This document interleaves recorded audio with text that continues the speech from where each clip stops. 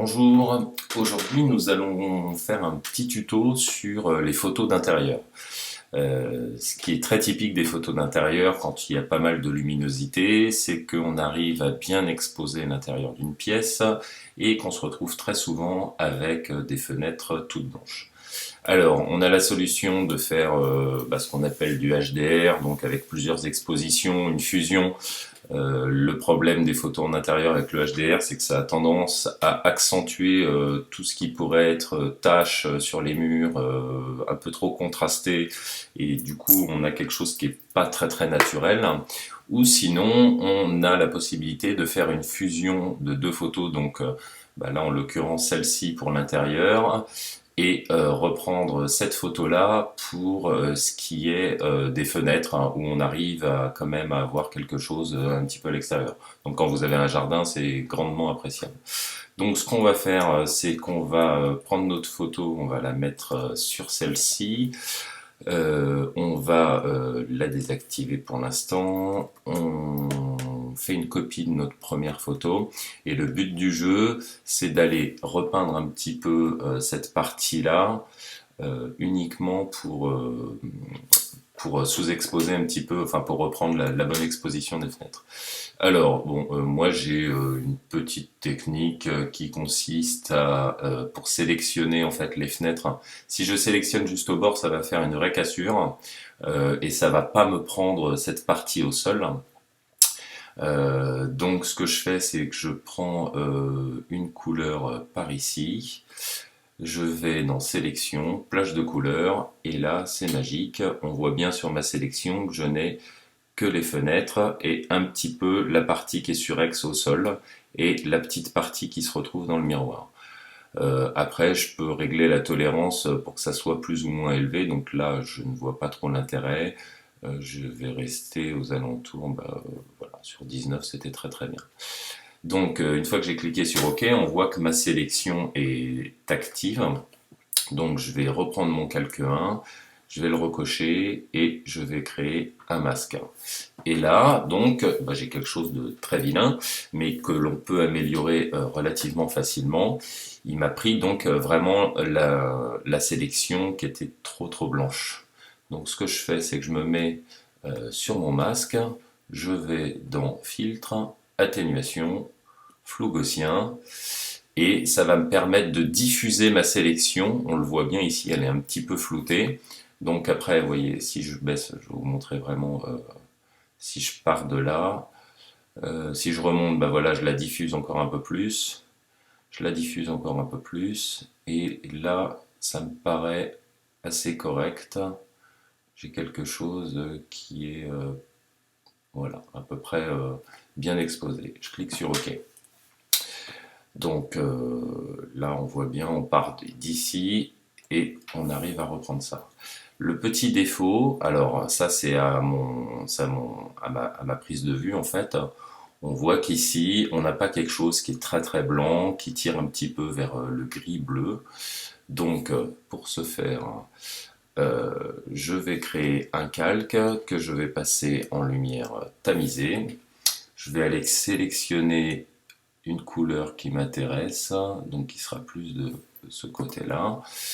Je sélectionne mon pinceau que je vais mettre aux alentours des 50% et je vais aller peindre un petit peu cette partie-là. Vous voyez, ça se voit tout de suite, pour qu'elle soit dans les couleurs qui m'intéressent. Après, on pourra peaufiner un petit peu ceci, mais là c'est pareil pour la fenêtre. Elle a tendance à tirer un peu vers le bleu. Hop, on va la reprendre. Déjà, ça permet de donner un petit peu d'éclat à la fenêtre. Et ça permet surtout de lui donner la bonne couleur d'origine. Hop, petit blocage. Ici, pareil.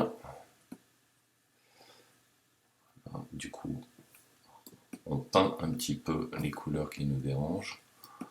On va aller faire un tour du côté de la fenêtre pour le reflet.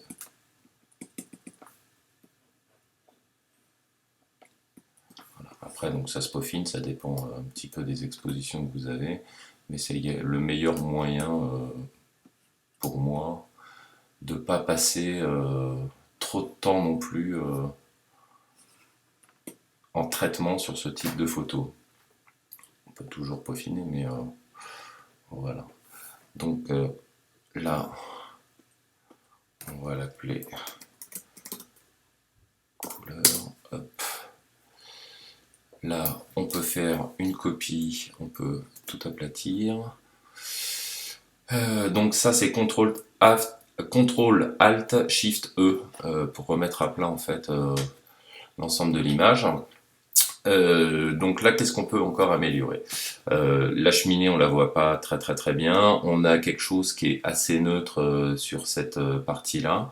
Donc là, on peut faire une remise de niveau sur l'ensemble de l'image. Donc il y a plusieurs possibilités. Soit vous faites CTRL L et ça vous permet de redonner les niveaux, de vraiment gérer les niveaux sur l'ensemble de l'image. Donc vous pouvez rehausser un petit peu le tout, vous voyez. Là, on va redonner du peps à l'ensemble de la photo. Là, ça va être uniquement sur les hautes lumières, donc on ne peut pas aller trop loin parce que sinon ça va cramer par ici. Donc on va redescendre. Mais là, déjà, si je remonte un petit peu, vous voyez, on part de là et on arrive à ici. Donc là, on a quelque chose qui est plutôt bien exposé, qui est assez lumineux. C'est ce qu'on recherche surtout en photo d'intérieur. On peut appliquer, alors là c'est bien parce qu'on a un petit peu de couleur, donc un petit peu de contraste et un petit peu de vibrance. Faut pas aller trop loin, ça sert à rien. Faut pas dénaturer, les couleurs d'origine. Hop, là on monte pas trop en saturation. On a quelque chose qui est pas trop mal. Hop, je recommence mon CTRL ALT SHIFT E. Et là, vous avez un raccourci, on voit sur cette petite partie là qui m'intéresse pas énormément, en plus à 17 mm, on a tendance vraiment à agrandir la pièce. Vous pouvez recadrer exactement comme vous voulez en faisant CTRL T. Là, on a des petites pincettes, donc si vous restez sur CTRL, on va bouger uniquement cette partie-là. Si vous allez sur Shift, hop, on peut agrandir juste cette partie-là. Donc ça agrandit ou ça diminue la photo de manière assez logique. Après, si vous restez sur le point, vous pouvez bouger votre pièce comme bon vous semble. Moi, ce que j'aime bien, c'est coller les arêtes sur les bords pour que ça fasse quelque chose d'assez propre. Voilà.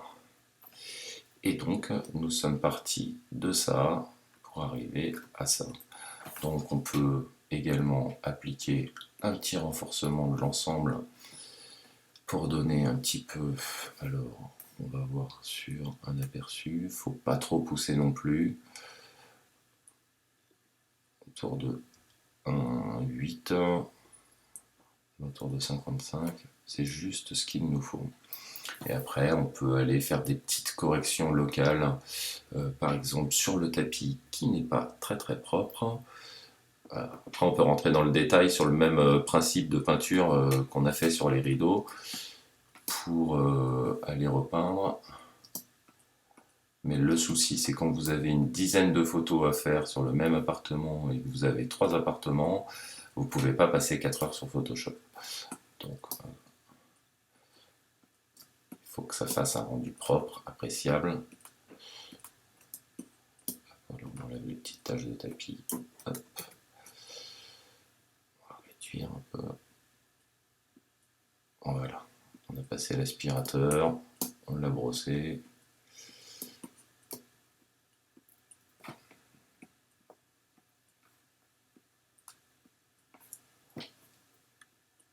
Petite tache par ici. Et voilà, donc un petit avant-après. On a récupéré donc nos fenêtres. On a peint les fenêtres en blanc. On a aplati tout ça. Là, on a fait un petit CTRL L pour reprendre. Je recommence la manip pour reprendre les niveaux. On a ajouté un petit peu de contraste, un petit peu de vibrance.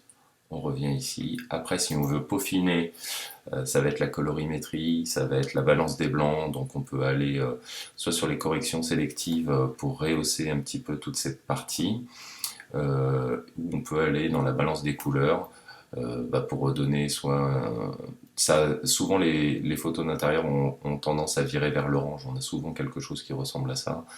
Donc on peut aller redonner un petit peu de bleu et retirer un petit peu de rouge, vous voyez, ça évite d'avoir quelque chose qui soit trop... faut rester dans le naturel, pas forcément évident. Voilà pour ce petit tuto de photo d'intérieur.